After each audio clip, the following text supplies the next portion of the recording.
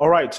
So good morning, everybody, and thank you for joining our webinar today, or will I say welcome to Smart Learning webinar.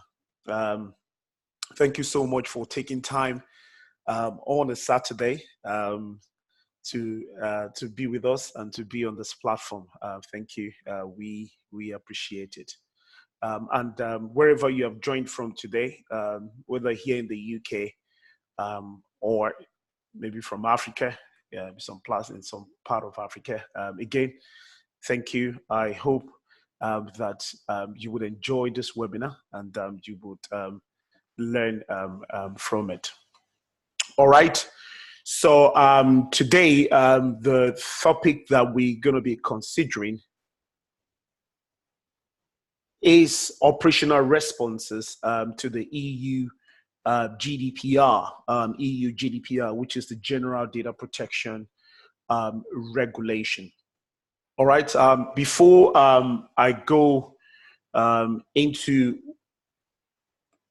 into the webinar itself, it's good to quickly have a quick background, to why we are doing this. It's very, very important. Some of you. You're familiar with EU GDPR, while some, maybe you're new to it. So I would give you a quick background, to what that is and why, this webinar it's important. So the EU GDPR implementation deadline was May the 25th, 2018, which is well over a year from now. This implies organizations are required by law or this legislation to remain compliant to GDPR. And in the bid to do so, or in other words, in the bid to demonstrate their compliance to GDPR, they would have to put in place processes and procedures. Some sort of mechanism that would enable responses to data subject request in a timely manner. So in this webinar, Smart Learning, with my presenters today, would be, showing us or presenting to us 4 common practical organizational responses to GDPR. And like I said, there's a whole lot of takeaways from this webinar today, as you're going to be learning what we call the lawful processing. The basis for lawful processing. You're going to be learning something around data subject access request, which is one of those like every other day request from the data subject and how to respond to it. You're also going to be learning how to vet contracts. So as you know, in GDPR, there are 3 main entities. Number 1 is the data processor. Number 2 is the data controller. Then we also have the data subject as well, which is you and I. All right. So in this webinar, you're going to be learning how to respond to requests that are made by data subject, and also how to vet contract as well. And when we say contract in context, we are talking about the data processor. And with me today, I have 2 very important people to our platform, our training platform. Some of you know what we do by now. So Smart Learning is an IT cybersecurity training organization. Over the years, we have helped a lot of people to secure a job in cybersecurity. If you want to learn more about us, please, by all means, check our website. It's www.smartlearninguk.com. There you would find loads of information about what we do and how we can be of help to you or to your organization. So here you can see that I have myself, Wale Omolere. Hi, I'm the CEO and also the founder of Smart Learning. We also operate another organization called Smart Safe, and that is the consulting arm of our organization. With me also is a gentleman called Boje. Harry is a certified data protection officer and also a GDPR certified data protection officer and a specialist. Is well experienced with exemplary career spanning across public and private sector. So what that means is this gentleman has had the opportunity to work for the government and also to work for private sector as well. He's well experienced when it comes to GDPR. He has worked for quite a number of organizations, even before GDPR came into effect. And at the moment, he's the chief privacy officer for a non-profitable organization here in the UK. So he's a bag of experience when it comes to the practical aspect of GDPR. And I'm really grateful to have in our platform today, because what we're going to be showing you is not just the theory, but rather the practical aspect of GDPR, something that you can take away and make your own. Outside that as well, ISO is also ISO 27001 certified. There's a typo there. Is a certified lead implementer in ISO 27001. So again, is not only experienced with data protection, he also experienced in information security. Also with me today is a lady, Felicia Ayo-ajala. So Felicia is again another wonderful individual with a lot of experience when it comes to GDPR. He's an highly experienced data protection consultant with an in-depth knowledge of general data protection regulation, well-versed in leading compliance projects, is skilled in developing, implementing, and also maintaining data protection program with suitable policies, procedures, guidelines, and documentation. He's not only certified as a data protection officer. He also has other accreditations as well, industrial accreditation to validate our experience. And among them is the CIPP/E, which is an accreditation with AIPP. A lot of acronyms there. I do apologize, but maybe at some point at the end of this training, at the end of this webinar, you'll be able to ask questions about what that is and what is not. So we're really excited today in terms of what we're going to be showing you. And please, again, if you're not, make sure that you're in a quiet place. Don't unmute yourself, because the section is being recorded. And the whole idea is we want to have a clean recording. And we also want to make sure we share the same with you as well for as many that are interested. So if we do not have your email address yet, please, by all means, I'm going to send the link on the platform, on the chat box. Just watch out for that. And you can, complete that form. And there you can also input your email address. And what would happen is this recording will be shared with you, and you can listen to it over and over again if that would help. So without wasting too much time, I think we should just get cracking into the business of the day. So our first presenter today is Boje, and it will be taking us further in this webinar. So Harry, are you ready? And what Harry is going to be contributing today is the data inventory and mapping, and also establishing lawful basis for processing. I am ready, and I'm sure all our audiences are ready as well. So if you are Harry, then you can fire on. Thank you, Wale, for that introduction. Well appreciated.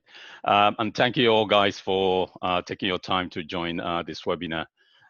So what we're going to be looking at is possibly the operational part of GDPR. These four areas we are looking at is not kind of extensive. There are other areas in terms of operational areas where you can talk. There's other areas like data retention, data protection, impact assessment, maintaining the GDPR generally, but we're going to pick them in sections. So we're taking at these areas today. So in terms of my experience in dealing with data protection or data inventory, if you actually look at the article, you will not find where it says data inventory or mapping. You will see in different organizations they will call it differently, different names. You see some places they'll call it data, data inventory, data mapping, data audit. I've just found one now that they call it data log. So you will see different names that will call it differently, but the bottom line is they're just looking at the record of processing according to Article 30 of GDPR, what it asks, what it mandates us to do. So for example, we have to understand the definition of personal data. What are personal data really? In organizations, you will see people calling their bank details personal data. Is correct. They'll call it sensitive. They want to classify it to mean sensitive data, but in terms of GDPR, that's not sensitive data. We'll get to that area anyway. So we're going to be looking at defining what personal data you collect in an organization. For you to be actually compliant with Article 30 of GDPR, you must first of all do what we call a data inventory or a data mapping. So what that means is you're trying to find out what kind of data your organization hold. How do they collect that data? And when you find out what do they collect that, you're looking at again what are the lawful basis of you collecting those data. So data inventory. When I go into organization, I've been fortunate enough to work for lots of organizations, right from a business analyst down to last 4 roles or so being a data protection officer. First of all, what I look for is the data inventory. I want to make sure that the organizations, they've got their data right. They understand where the data flows from.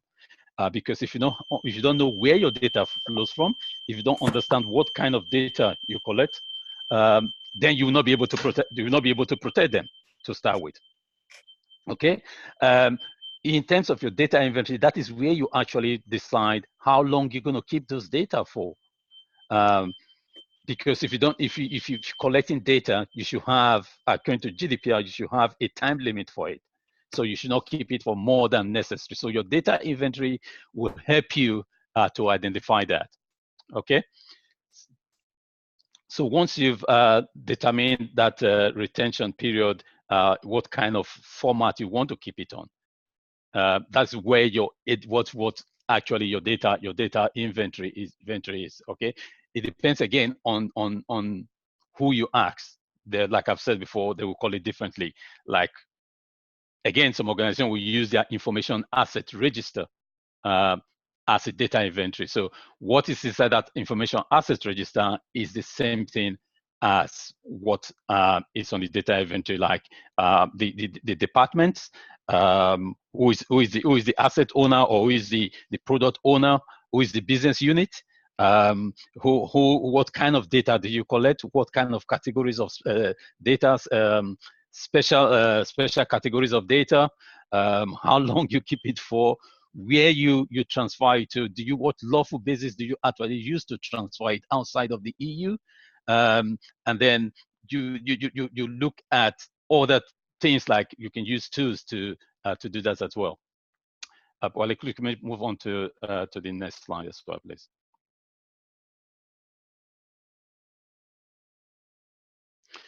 Okay, so when you're doing your data inventory, there are different ways of you classifying that, of you getting those information. The most common one is using questionnaire through a spreadsheet. And what is inside that spreadsheet, it could different from organizations the way you're netting, but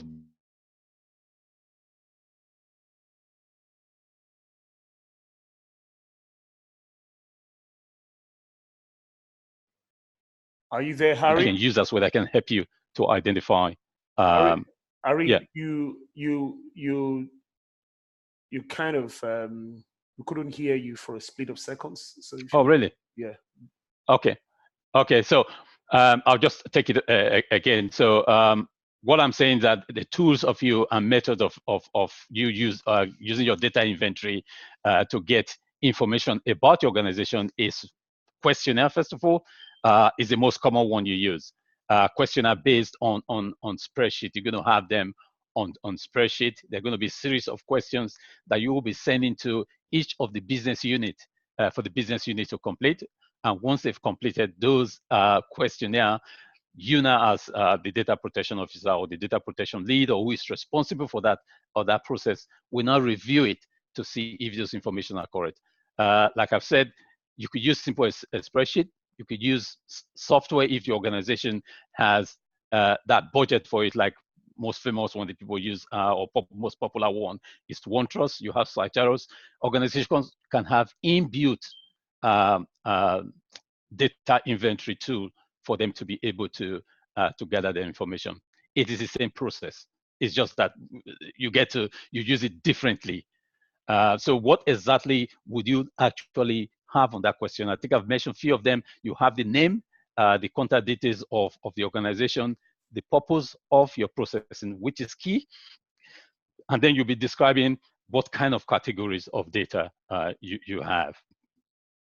Okay, the recipients of those data, do you transfer it outside of the EU? This is another key area because you will go to some organizations, they will not know where their data comes from or where they transfer it to.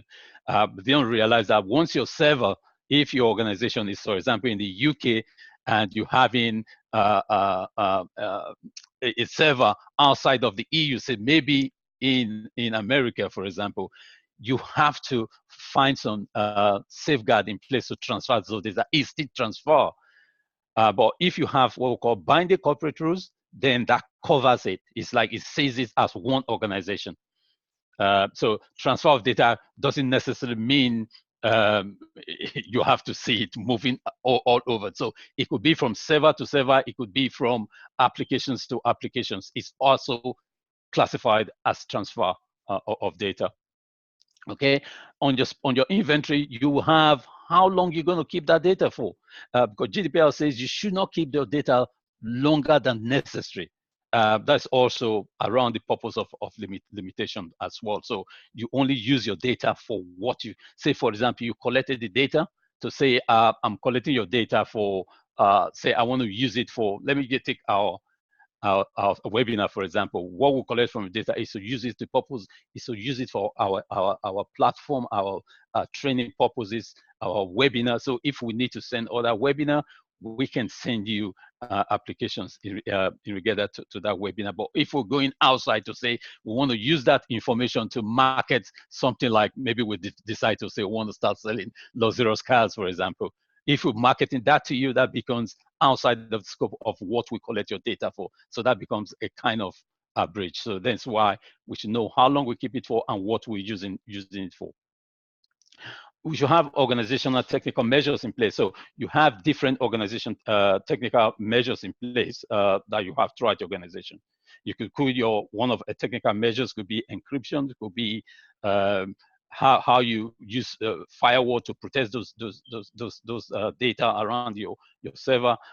Organizational measures could be things like policies and stuff like that, and security measures. So you could, when we're talking about transferring outside, you could use standard contractual clauses is considered as a technical and organizational measure if you're transferring as well. So those are areas as we go on with this some subsequent webinars, we'll discuss that.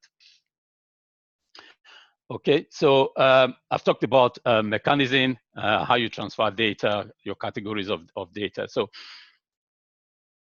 data inventory is key in an organization. That's if you go into organization, for example, that's the first thing you should be looking at to make sure they've done their data inventory properly. So all the data, how they handle their data has been accounted for and how long they keep it for. Okay. So can you move to the next slide, please? Okay. So again, this webinar is just to give you an insight of the kind of operational things you see. You should what happens now currently since GDPR has gone into business as usual, as we call it. There's no longer implementation. I would say there are some organizations who are still trying to implement, but certainly it should be things like business as usual at this early stage, because you have to map where data goes from point of collection through to the organization at the external, even up to your vendor. You can track that. All those are going to be all your data inventory. So data inventory simply means you're looking at your organization's activities, not only internally, but externally as well. Okay, so without conducting conducting a data inventory or a data mapping exercise, a data professional cannot meaningfully say, yes, they've built a program of GDPR around the organization to meet the many obligations of GDPR. So the starting point really for organization is data inventory. Okay, so again, that leads us to our lawful basis of processing, because on that questionnaire, on that spreadsheet that we're talking about, you're going to have your lawful basis of processing. GDPR mandate that we have 6 lawful basis of processing. That doesn't mean we're going to use those 6 bases at the same time. You're going to use one at a time. And if you decide to say, for example, you're using consent, which for example, that data subject has given you consent to process his or her personal data. So explicit consent as well, or it could be an affirmative action. It could be either by writing or by ticking a box. That is giving consent. Even if it's over the telephone as well, if you can record it, it is still considered as consent. Okay. We have also performing the performance of a contract. This is mainly relating to when you have contract with individual, with organizations. Say, for example, you are applying for a job, for example. Now you apply to an agency, you send your CV. The agency will treat that, even though you've not got that job, the agency and the company that is advertising that job will still treat it as a contract, even though they've not technically given you that job. But it will be based on that because you have a contract together. So performing of a legal obligation. So processing is necessary to compliance with legal obligations. So you have legal obligations that you can, when you have legal agreement with certain organizations, then, or with local authorities, for example, or with the law, with the legal system, so they can classify that as you having legal obligations. You're providing a service. It's an obligation for you to provide that. Vital interest. Yes, I've not seen this used really. Maybe because of the industry that I'm not working, but if you work in maybe in the health industry, you will see this a lot. A vital interest. What that means is, if for example, you are employed by an organization, and maybe you having some medical problems, for example, and your doctor or your medical profession want to get more information about you from your organization, they can use that vital interest to get those information without getting consent for you, because they have to protect your life. So vital interest is basically how you protect the life of a natural person. Okay, so if anything happens on the way, God forbid, and they need to get more information about, for example, your group, your blood type, what kind of medication you take, and they contact your GP, they're going to use the lawful basis of that is going to be vital interest. So there's no much restriction in that, because they're trying to provide your life. So in the one of public interest, this is sorry to break you, Ari, boss. This is Olayinka. Well done so far. I don't know if I can just quickly ask a question. I'm sorry for butting in. You leave your question to the end of the all right. Okay, sorry. Yeah. No. I just wanted to buttress on the legal basis that the health sector, like probably mostly always have their basis on, which is 928. So anytime they're processing new, having a new product or project, that's the vital interest we always use. Oh, okay. That is slightly different when you are inside the organization. But in terms of GDPR itself, the legal, the health profession were already there before GDPR came in. They already have rules around those kind of data of how they share those sensitive and health data among other people. So that's slightly different from what we're talking in terms of GDPR. So vital interest is different. I think somebody asked again, back in there was an argument about resuscitation, where somebody puts in to say, do not resuscitate. Is that included in the vital interest? So legal health organization, health professions already have their own regulation that covers that. And GDPR doesn't cover that. What GDPR covers is the processing. Let us not confuse ourselves. It is the processing of that That's data. why you have 928 though. Yeah, but that is not GDPR. All right. Article 928 under GDPR. All right, sorry, let's go. Let's go on. I think what would happen is I appreciate your the question, and I'm sure that a lot of people are learning from it as as we get along. But towards the end of the webinar today, there will be the floor will be open for questions like that. So thank you so much, Olayinka or Adeyinka. All right, go on, Ari. So when in terms of public interest, this is mainly for public authorities, what it says. So you're providing services for the public. Say, for example, I will use the kind of service your local authority will provide for you is maybe taking out your bins on a weekly basis.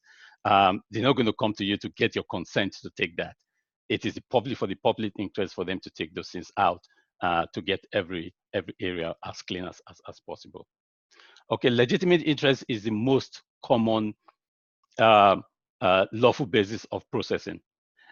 This is where, before you do that, you have to make sure that your processing doesn't infringe on the right and freedom of the data subject. So you can use legitimate interest as an organization. The reason why you should be processing that data without consent. Okay, so if say, for example, in my organization, for example, we use legitimate in a lot of these activities we do because we're providing services to the public, but it is in our own interest to have their data so that we can send them further communications in regard to the kind of service they have said they want to hear from us. Okay. Well, can you go to the next slide, please? Okay.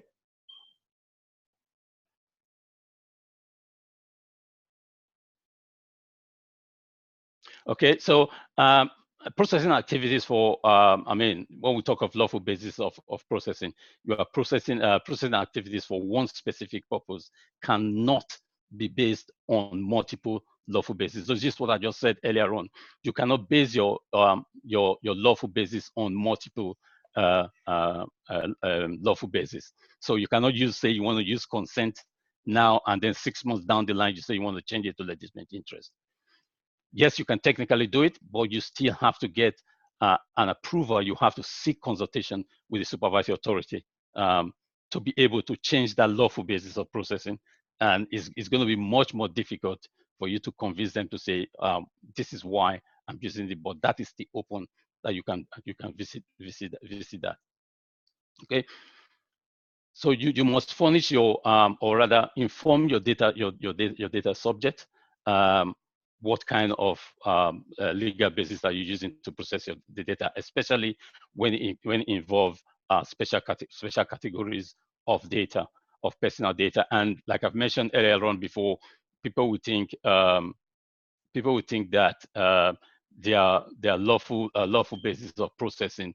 Their sensitive data could be their bank details or others. But when we specifically talked about GDPR, we are talking about information relating to your race or your ethnic origin, political opinion, religious belief, philosophical belief, sexual life, and sexual orientation.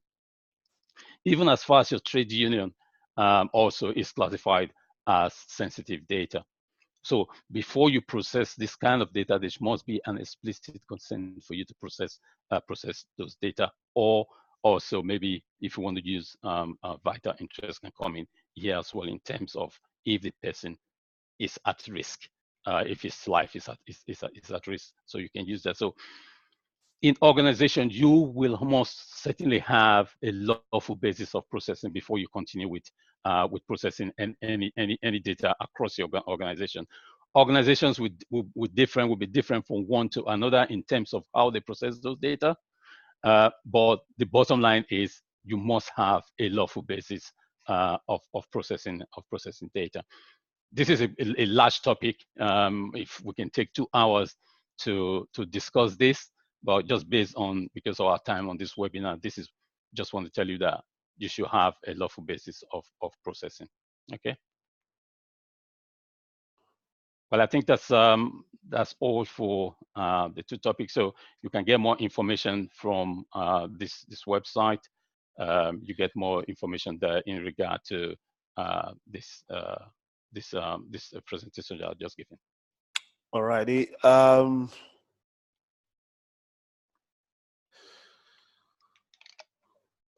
Okay, so Ari, thanks for that. Fantastic presentation. For those that are new, perhaps you might think, oh my goodness, how can I take all of this in at once? But do not worry. We have, this section is being recorded, and the video, we're going to make the recording available to you as well. If you need further guidance, further information, help, training, in the area of GDPR or other areas, please by all means reach out to us, and we would be more than happy to help you. Okay, we'll be more than happy to help you. As opposed to what people are saying that, oh, GDPR, is slowing down. That's absolutely wrong. There's still a lot of job out there on GDPR. And as a matter of fact, if you want to become, if you want to be a successful cybersecurity practitioner or information security practitioner, then GDPR is something that you have to learn. All right. So again, this is highly recommended for those that are aspiring to be, to go into information security, cybersecurity, or want to learn about data compliance generally. All right. So without wasting time, I am going to be introducing again Felicia, who is going to be taking us further in this webinar, and 2 areas or subject area that she's going to be covering is the DSAR and vecting and or contracting with data processor. So again, there would be opportunity to ask questions at the end of this section. So Felicia, if you're ready. Before you start, Wale, can I just quickly just say something? Well done so far. I've actually learned, this is Olayinka again, sorry. Okay. I actually learned from this, from you, GDPR. GDPR is not ending. Yep. People should take advantage of this. Yep. When I saw your webinar, I was like, I need to come on board to let you know how far I've gone. I work with the NHS now. I came from novice. You took us through GDPR when, a lot of people were not even thinking about it. I've got jobs. It's increased me, and I can see that the opportunity is still there. Even in Nigeria, people they're thinking about, incorporating GDPR. I started off just, securing a job, just dealing with, the data subject access request, or just, and also their DPIA. So you can actually pick an area and be a master in that area, and you still get jobs. Wow. Well thank you so much for that. In fact, I work with the NHS now. I'm into information governance. Oh, fantastic. Also GDPR, also DPIA, also information security as well, and cyber security. Oh, fantastic. Thank you, Olainka. In fact, it wasn't as if that was scripted. I didn't even know you. I can't No, even it wasn't. remember. No. I can't even remember you. But again, thanks for that. And again, just it would encourage our audience today that that's just a great testament from someone that has passed through this training and they are doing very well in their career now. So without wasting too much time, please let us welcome Felicia as to take us through DSAR and the other subject area as well. Thank you, Felicia. Over to you if you're ready. All right. Good afternoon, everyone. Thank you for coming on, and thank you, Wale, for this opportunity. There's a bit of echo feedback from you there, so you want to make sure that there isn't a lot of echo coming from there. If you're using an headset, that's fine, but if not, you may want to move closer to your phone, and your background have to be quiet as much as possible. Sorry. Okay, there's absolutely no noise here, so I don't know where that echo is coming from. All right, go on then. I can hear you. It's just that it's not audible enough. But go on. I think it gets better as you go on. Okay. All right. So thank you. I'll just go through the data subject access request quickly, and I must say that maybe Layinka can be your next recruit. Thank you. All right. So we're looking at guide to fulfilling data subject access request. As we know, there are various individual rights under GDPR. There is the rights to be informed, the right of access, rectification, and so on and so forth. What we're going to be focusing on here is the right of access. And we're going to be looking at, the practical way that you can actually fulfill that request when it comes on. So what is data subject access request? It's the right that a data subject has to obtain a copy of their personal data or any other supplementary information. While you can just move on as I talk. I think I'm a fast talker, so you can just slow me down, please, if I'm talking too fast. It also helps individuals to understand how and why an organization is using their data. And as a data subject, you would have the right to check that an organization is using your data lawfully. Those are the things that you can request from an organization. You can move on. I'm going to move on to recognizing a request, and this is very, very important. It's very, very critical because when you're making every organization needs to train their staff to know when a request comes in, because a request could actually come into any part of the organization. It doesn't have to be a designated person, or the request goes to the DPO. You can move on, please. The request could be a verbal request. It could be in writing. It could be a direct request. It could be within a letter.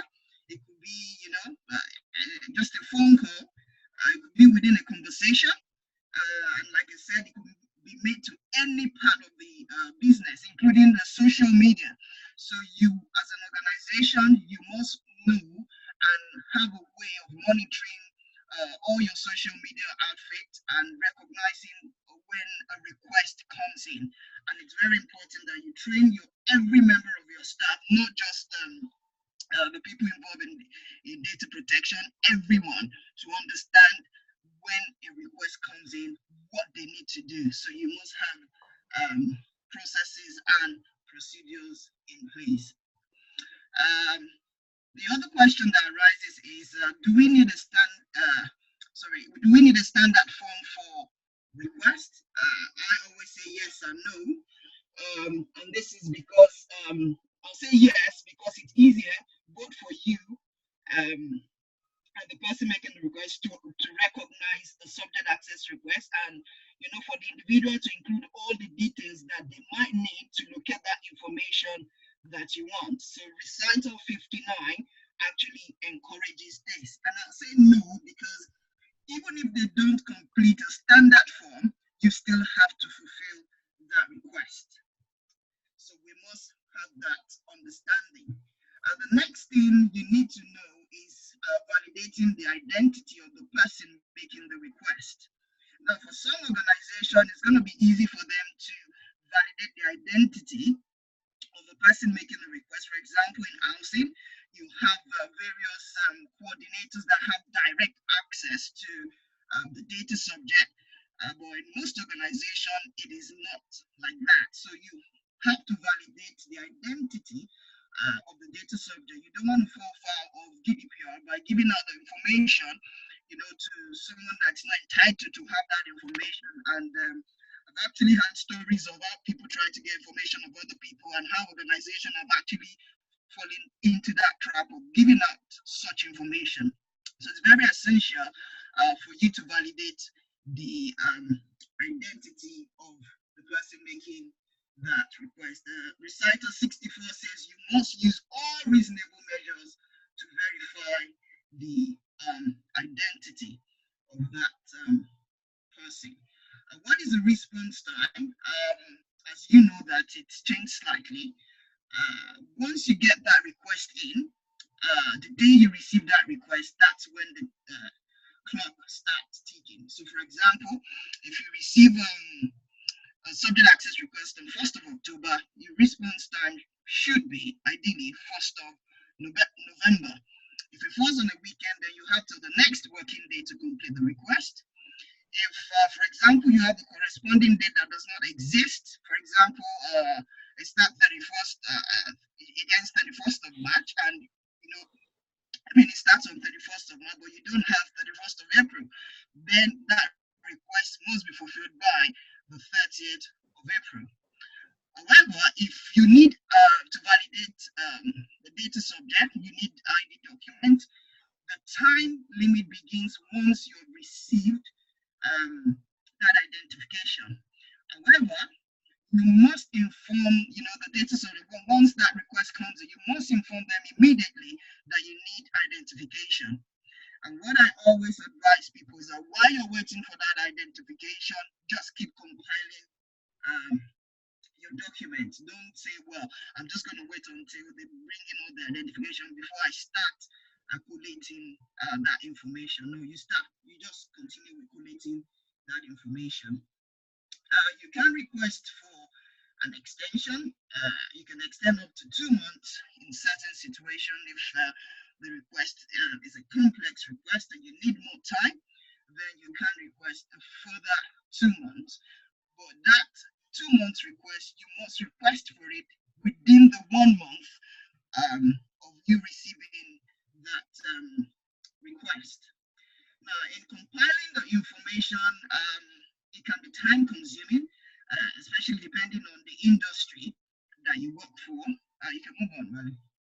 You should have a procedure in place, have a policy in place for attending to subject access requests. You can also, sometimes when request comes in, it's just here and there. Some people can ask you for 10, 15 years of documentation. You can actually go back to the data subject and to clarify the request and ask them to streamline the request, their request, if you think their request is too ambiguous. Going back to what Ari said, it's very important, the data mapping. You need to know where your data resides. When you get in fulfilling your subject access request, you must involve other teams. You need to know where the data is, involve especially IT, and also the head of other business units. And that's because sometimes, in fact, most of the time, information are kept where they should not be kept. And so when a request comes in, ideally, practically, as an organization, you should have a procedure where you can send that request to all the heads of the unit that that most likely will be involved in that data subject, that you receive the data subject. Does anyone have any information that they have and it's not in a central location? Ideally, you should have information in a central location. But from experience, People sometimes keep information in their own, personal work area, and it's landed a lot of organization into trouble. I think the first ICO case I had, that was actually what happened. You can find sometimes the head of unit is keeping information in their own personal drive. You search every drive, you can't find it, but that information is sitting there. But if the data subject, or in the case of what happened to us, the data subject knew we had that information, we searched our system, we couldn't find that information, took us to the ICO. ICO came down on us. We had to, just go down on our system to start looking for it. And it turns out that it was in someone's personal email. So now, very practically, get IT to search everybody's, all the system, including the work emails, so that you don't fall for that. It's also very important that you have a standard template for responding, and this is basically just for uniformity as well. Move quickly. Securely transmitting the response is very important. If it comes in electronically, you send it electronically, or except the data subject says otherwise. If you're sending by post, make it a secure delivery depending on the information that you are sending. I think someone was saying the other day that a data subject actually sued the company because they sent sensitive information, and by the time that information got to that person, the envelope in which that information was in was ripped. And it actually took them to the ICO because of that.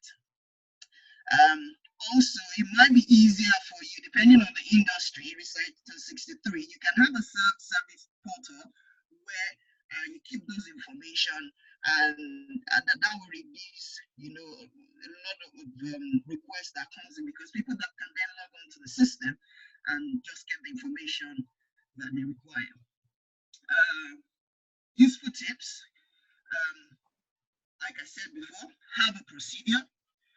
Train your staff to recognize requests, not just data protection staff, every staff to recognize a request, that when a request comes in, this is what you need to do. We had a case recently where a request came into HR for someone that came through a solicitor that wanted the personal file of someone who had left, and HR did not inform the data protection team, and over 3 months they were still struggling until they came to the knowledge that a request actually came into HR and nobody knew about it. So you need to train all the staff. I cannot overemphasize that. Have standard identification documentation that you request from data subject as an organization. So it might be something that has the signature of a person, that has the address, just have a standard documentation.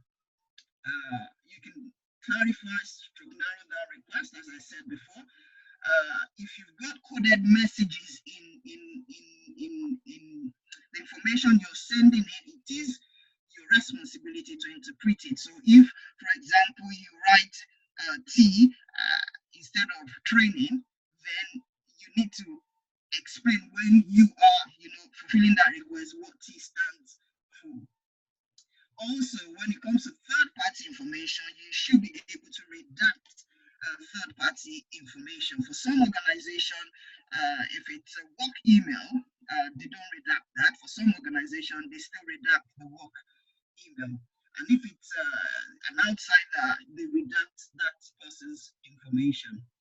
We always encourage people to have a standard template for uniformity.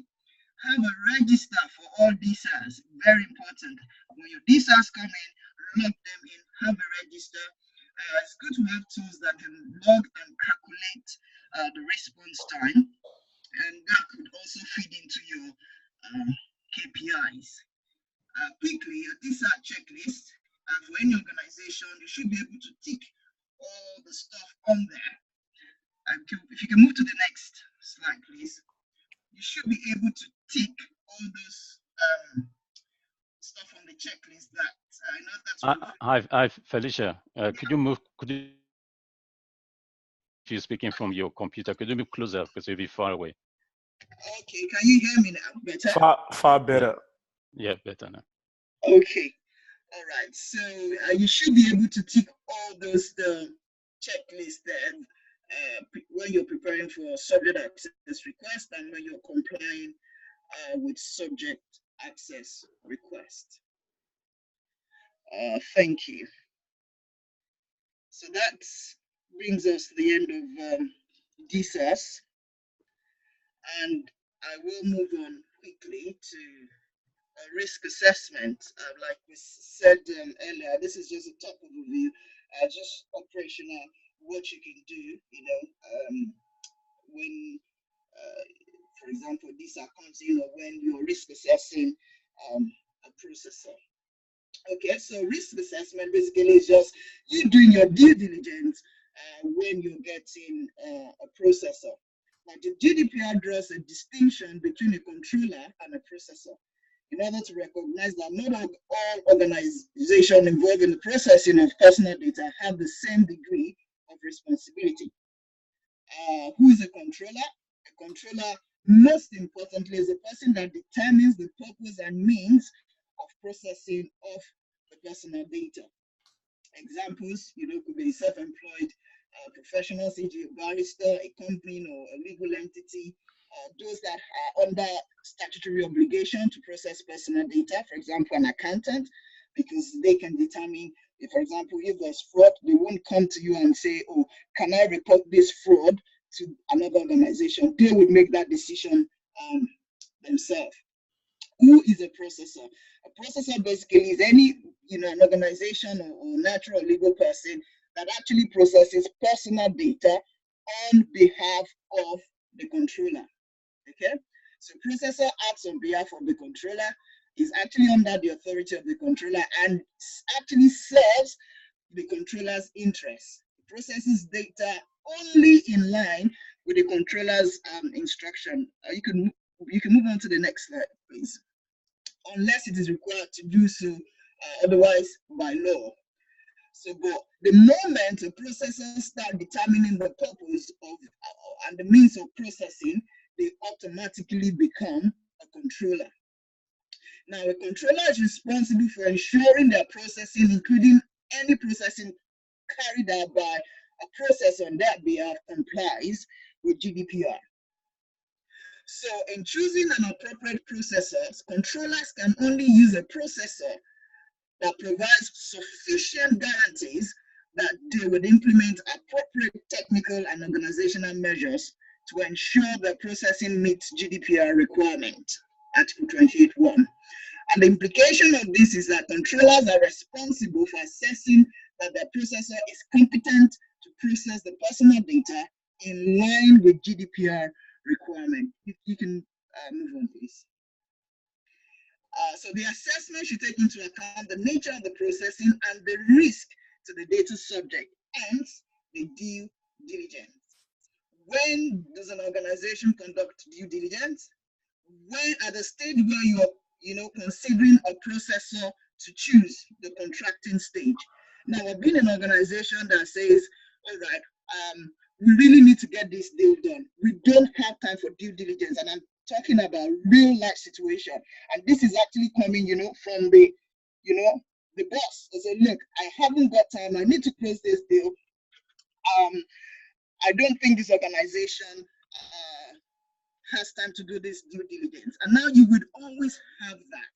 But when that happens, that just make sure that you've documented your own and said to them, this is what you need to do. It's up to them to now do it. If they don't do it, there's nothing you can do.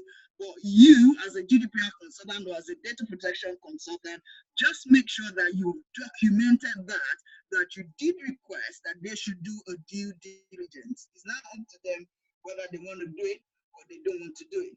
Why must an organization do due diligence? You can't be held liable for non-compliance, as you can hold you liable for that.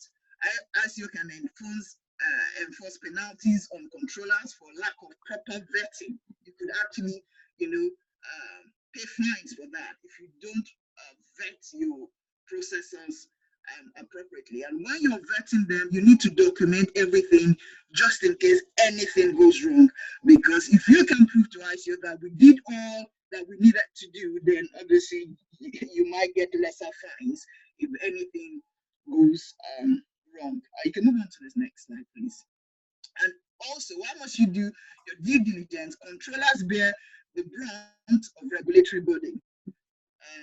And I think this would actually help controllers in choosing carefully GDPR aware processors. Doing your due diligence, you can move on, please. Doing your due diligence, what should you do? Risk assess your processors. You can do a DPRA to evaluate your processors if need be. You may use a due diligence template to get information.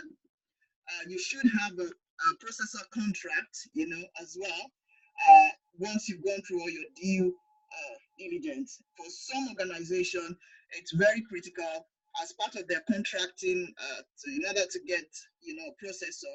What they do is ask them to complete a due diligence questionnaire. And once that due diligence questionnaire comes back, they evaluate it, and they then choose. They use it as part of what they use to choose who actually processes their personal data, and especially the special category of data. Typical information that can be on a due diligence template, the organizational details, this description of processing. You can ask them what are the governance and compliance, documentation and procedures that they have, and you would just be surprised what people present to you. You can request information security management system that they have. Look at if they have industry standards in the context of the processing. Look at their access control to system and data. Depending on the processing, you can look at the physical and environmental security that they have, information standard, individual information rights, what sort of staff training and awareness do they have in that organization? How do they manage other sub-processors? Their asset management, the business continuity and disaster recovery. If anything happens, how would they recover those documentation? Now, you ask them to complete that. Once that comes in, compare what they got, all the processors are gotten, and then from there you can make an informed decision who you want to trust the personal data of your data subject to.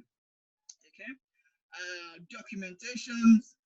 Now sometimes people get confused when it comes to documentation. When it's a controller to a processor, you have a data processing agreement that must be in place, and that is mandatory. And in that data processing agreement, there are some specific things that must be there.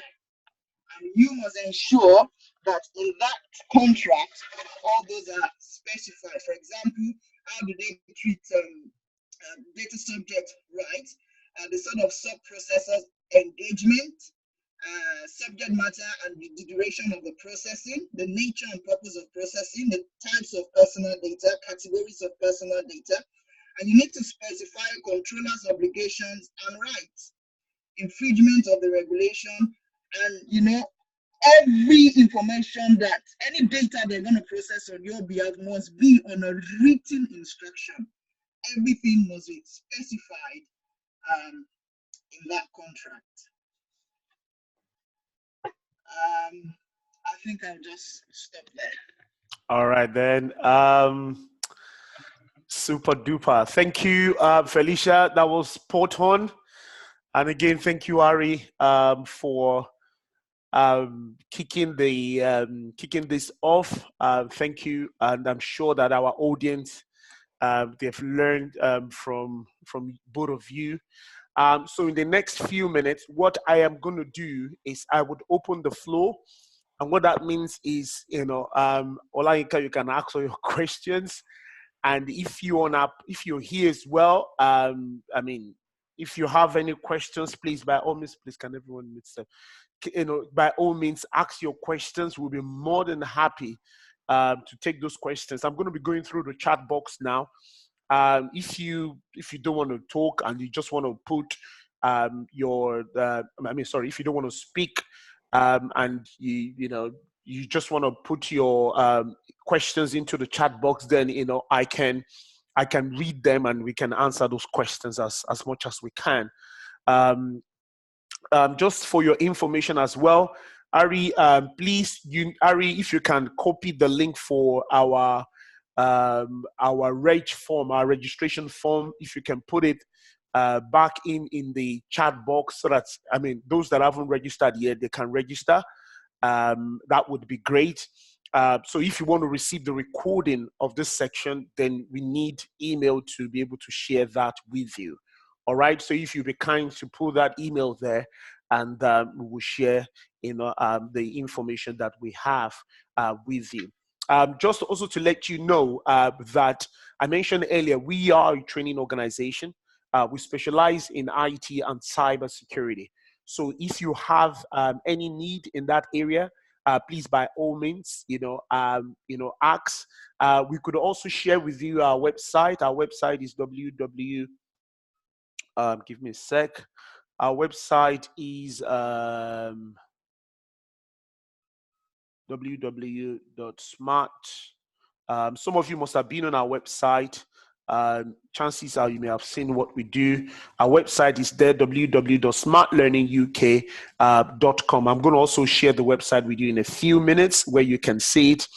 We have a lot going on as a business, in terms of things that you can be part of to enhance your career further. Again, if this is for you, please, by all means, give us a shout. We'll be more than happy to help you.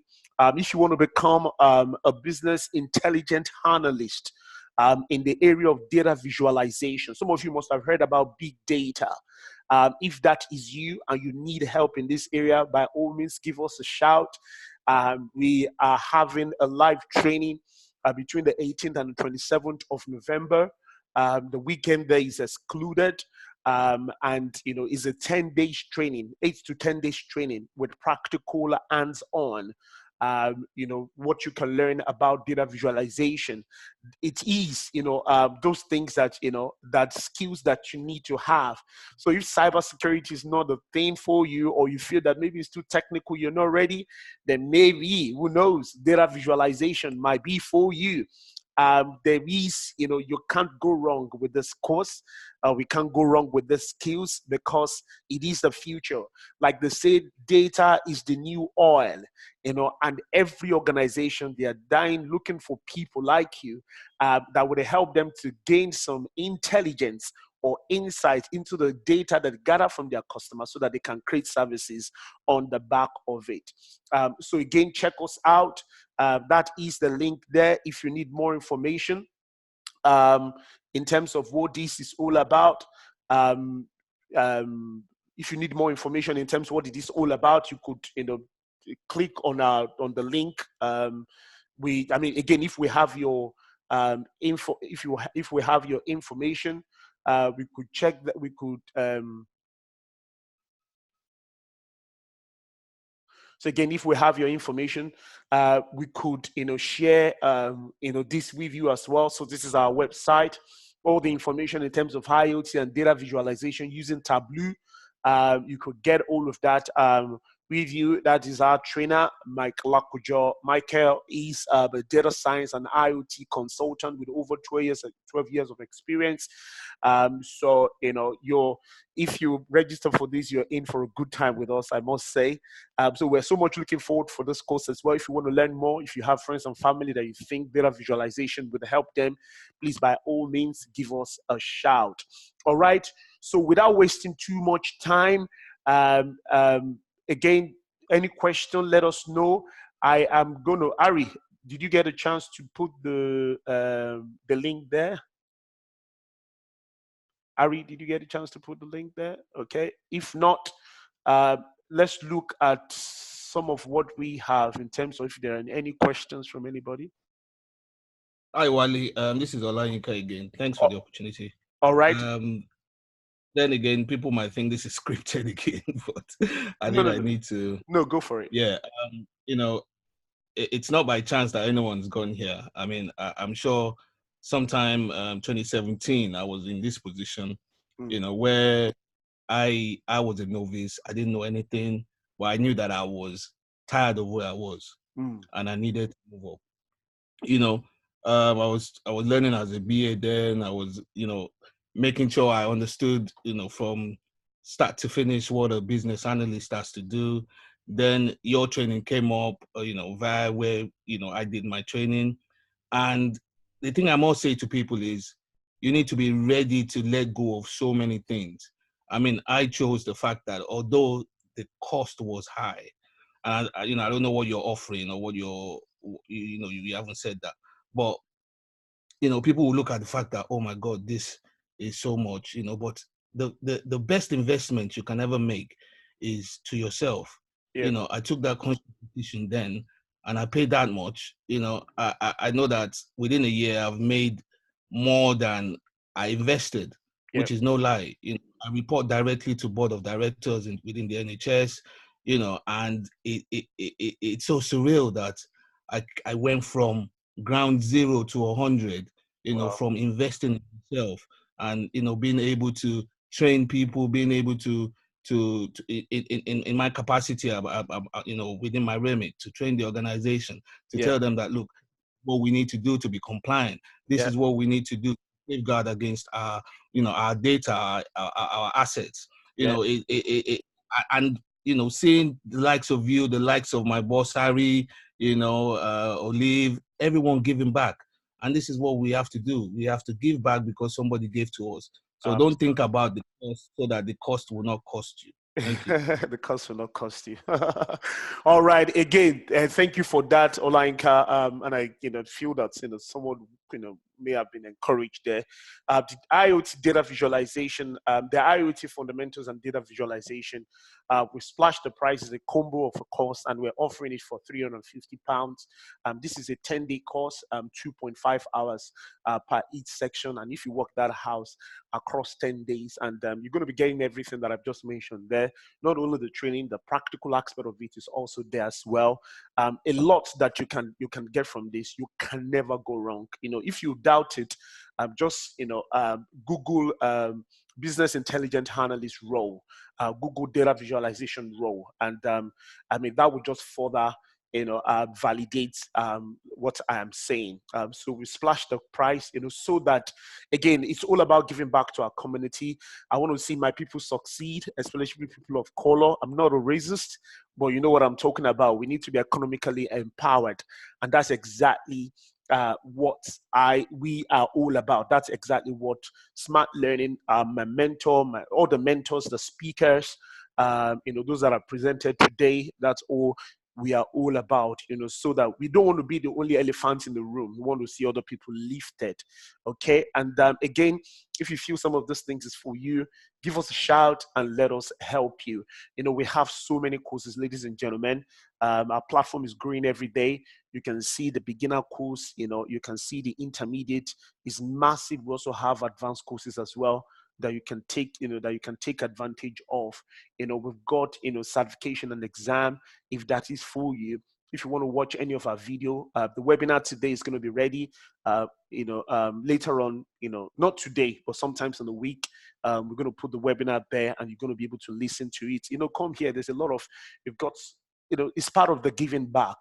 So previous webinars that we've done, you can come to the website and come and look at it here. So we've got stuff on IoT, I've got stuff on AWS webinar, fundamentals. It's part of giving back, to my people as well. All right. We've got amazing success stories. I'm not making anything up, and people that knows me, we don't make anything up. As a matter of fact, God has blessed this platform, and people are getting job like every other day. So, and the people, I'm glad that Olainka, talked about 2017, his own story, how he started. All right. And there's so many people that, they have similar story like yours as well. These are a bunch of people here that, they came from nowhere, and listen, everybody's happy now. Ability to buy houses, pay mortgage, look after themselves and their family. And this is what the platform is all about, empowering people. All right. So by all means, if you require any information, give us a shout and we will be more than happy to help. Just also while I have you, I know a few people have logged out, maybe they have to be, with their family and friends. Our webinar is once every month. So there is going to be another webinar. Okay, sometimes in the middle of next month that I'm going to be communicating that with you. That's the reason why we need your email. We don't send junks, if for any reason you feel that, oh, Wale, I want to stop hearing from you, just let us know. I'm just going to remove you from, our email list. But listen, whatever I'm sharing with you, there are things that could benefit you. Trust me.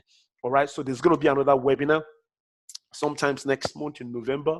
I don't know the date, but I will communicate that with you. We're so excited what we're going to be sharing with you next as well. And trust me, it's going to help you. It's going to really help you further. Do anybody have any question? It seems, Olayinka, you stole the show. You're the one asking all the questions. Do anybody have any questions? You can unmute yourself if you want to. It's just my name that is outshining me. Do anybody have any question, ladies, gentlemen? Anybody? All right. Wale, there's a question in the chat. There's a question on the chat. Oh, thank you. Let's see who that is.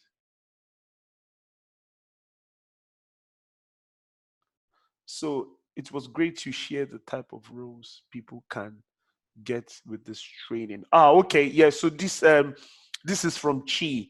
So for example, if you're talking about the IoT fundamentals and data visualization, among the roles that you could get with it is business intelligence, analyst. I think that's the generic name, for the sort of roles that is there. But if I quickly take you back to here, all right, so that's the generic name, but when it comes to data management, you can be anything, basically. You can be anything. The good thing about the course that we're offering is the fact that you can become a data business analyst. These are the sort of people that we're targeting. You can become a business, intelligent analyst. You could be data analyst as well. You could move on to become a data scientist. I mean, of course, that will require some, some work and some effort from you as well. But I mean, I can. I can't tell you all the roles that are out there, all right? But if you get the chance, you could just Google, data visualization jobs, maybe with Tableau, and you'd be amazed what would, come out, from you, what will come up, on the internet and how you can take advantage of it. For this particular course, it's practical and it is hands-on. As a matter of fact, when we train you, then you're going to be doing the showing. The showing where you would, have a copy of the software called Tableau, and we're going to have, various data. Not necessarily IoT data. We're going to have different type of data that you're going to be, that you will play with. All right. When I say play with, that means that you will practice with those data, and you'll be able to create, a dashboard for yourself. You're going to be able to write, create a story, around information that you have gathered. Get some insight, from data.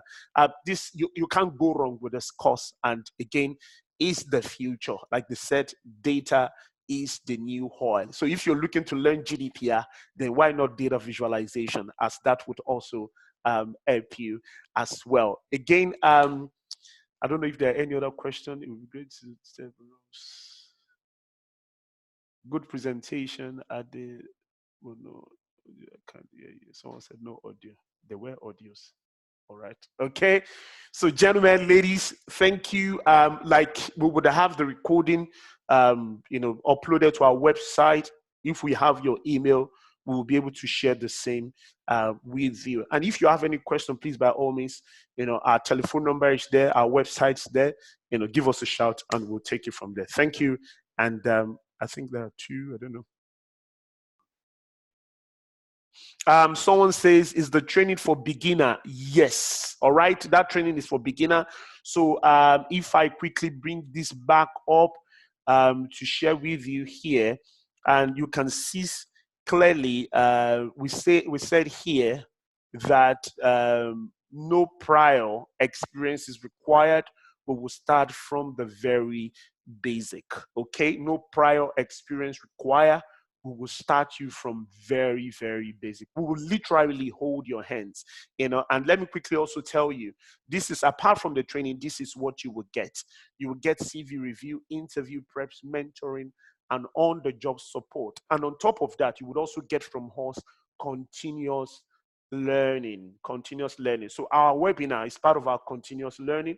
So, you know, as you become an alumni, you know, or a friend of our business, then, you know, I use the word friend of our business. There is no enemy anyway. But, you know, you will continue to, you know, be part of our webinar. Because listen, in this age, you just have to continue to learn. You know, you just have to continue to learn. And that's what smart learning is bringing to you. As, you know, our name is, that's exactly what we're doing.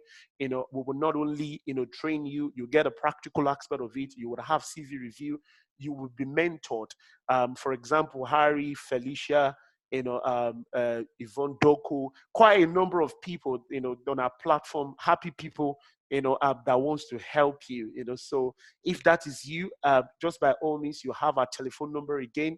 It is there, 0271753082. Give us a shout, and, you know, we can help you further. Or visit the website where you can get more information about the details of the course.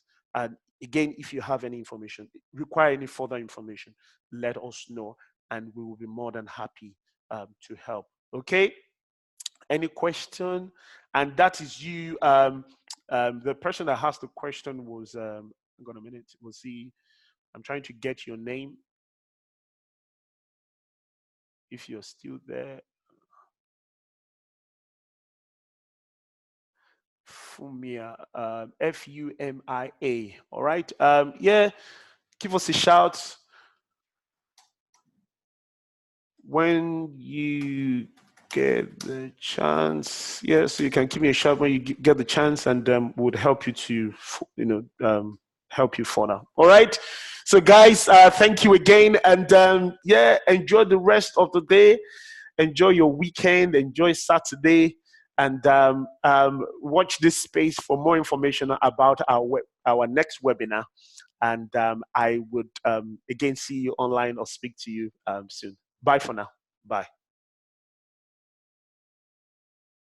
Okay. Bye then.